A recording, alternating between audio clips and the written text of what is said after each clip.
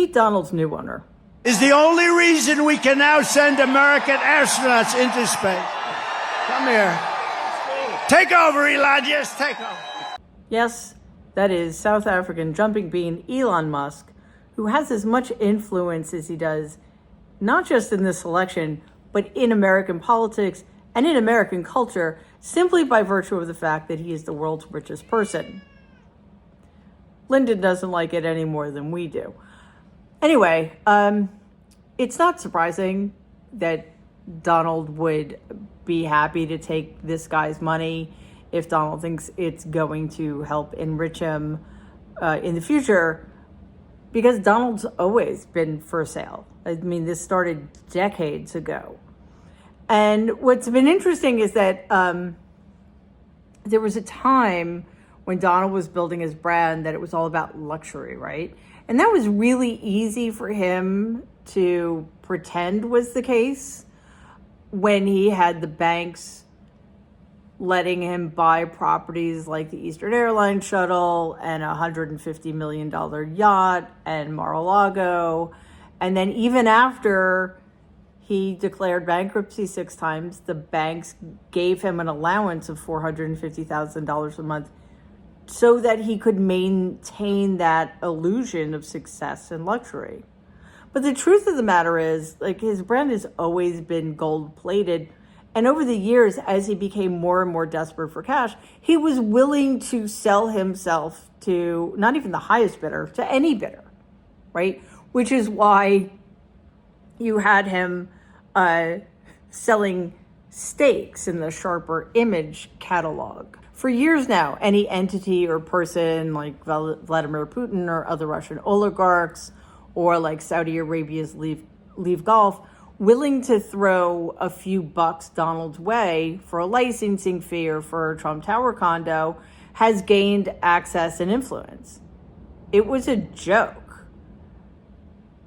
He was a joke, at least for the most part.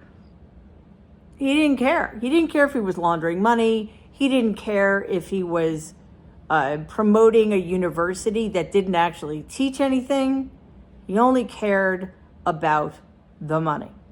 Thanks to a morally bankrupt Republican Party and a completely degraded corporate media, Donald remains once again alarmingly close to the kind of power it's worth shelling out massive fortunes for, to be close to, right? And I think that's what's happening with Musk. The world's richest fascist, who is actually desperate for the kind of power Donald might actually acquire, is very interested in purchasing more than a few shares of the world's greediest man. And why wouldn't he? We know what happens when you give Donald what he wants. He gives you what you want, whether it's laundered money or our most closely held state secrets. The New York Times reported a few days ago that Musk and Donald speak regularly, which just warms my heart. And Musk has already spent about $140 million on a PAC that supports Donald. Donald has told people close to him that amount can be as much as $500 million. So, according to the article, Musk, who is a man with tremendous reach and influence, simply by virtue of the fact that he's acquired an obscene amount of wealth, is all in with Donald. And he's willing to continue to throw considerable fortunes, as well as the weight of Twitter's influence, behind the Republican candidate, who, if he's elected, will do whatever Musk wants him to do. I will create a government efficiency commission tasked with conducting a complete financial and performance audit of the entire federal government and making recommendations for drastic reforms. We need to do it. Can't go on the way we are now.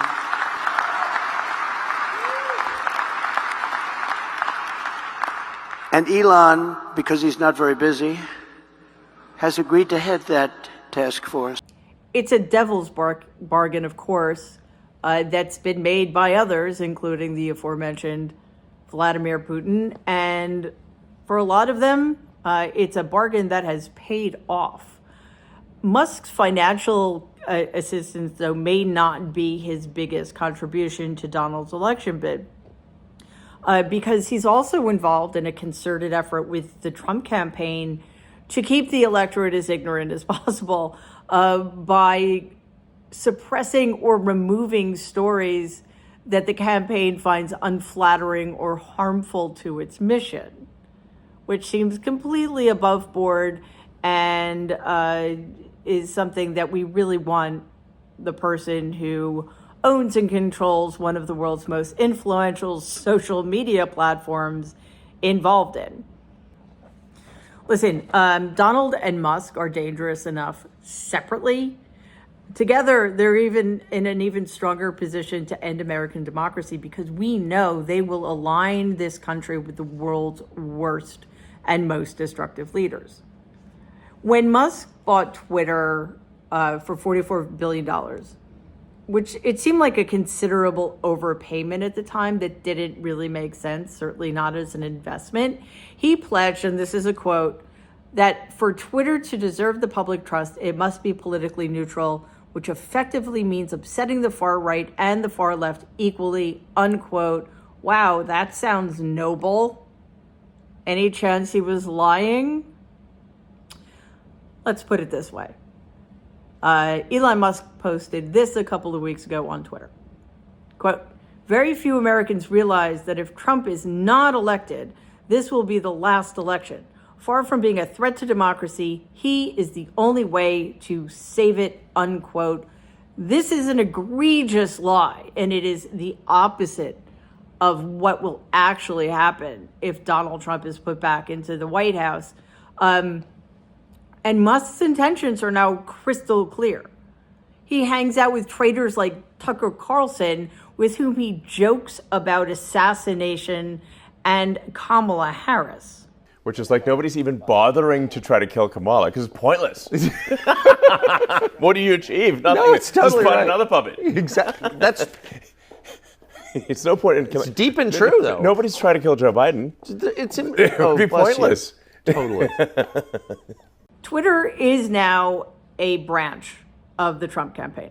Musk elevates the most offensive and fascistic pro-Donald groups out there, including neo-Nazis and Christian nationalists, who are free to spread lies and disinformation all day long, while pro-democracy voices are suppressed or kicked off the platform entirely. Musk is literally giving money to Donald Trump supporters, which is yet another reason why no individual should be allowed to amass the kind of mind-boggling fortune that Musk now controls.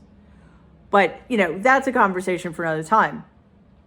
What we need to be worried about right now is that the world's richest man, who seems to have absolutely no constraints placed upon him, is completely backing, both with money and his considerable influence, 100%, also apparently without constraint.